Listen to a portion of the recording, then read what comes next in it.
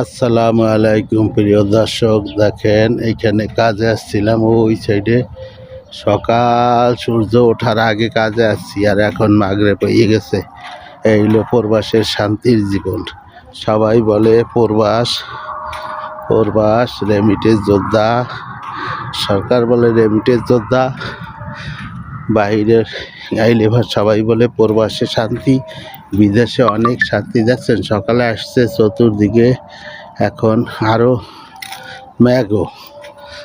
সকালে আসছি কেবল ভোরে, আর এখন ছুটি করলাম, চতুর্দিকে আজান দিছে।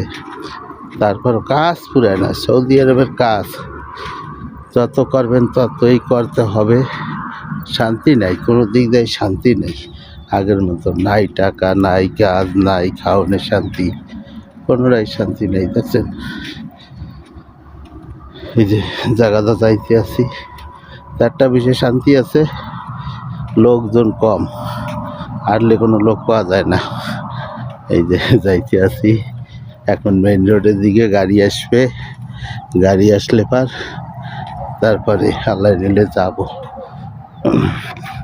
দেখছেন, হ্যাঁ, গ্রাম্য দৃশ্য।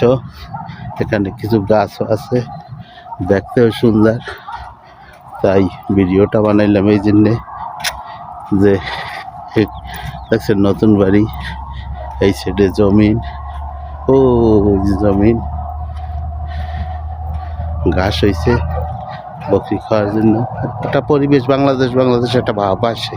দেখছেন কত সুন্দর, ওই যে ওই সাইডে।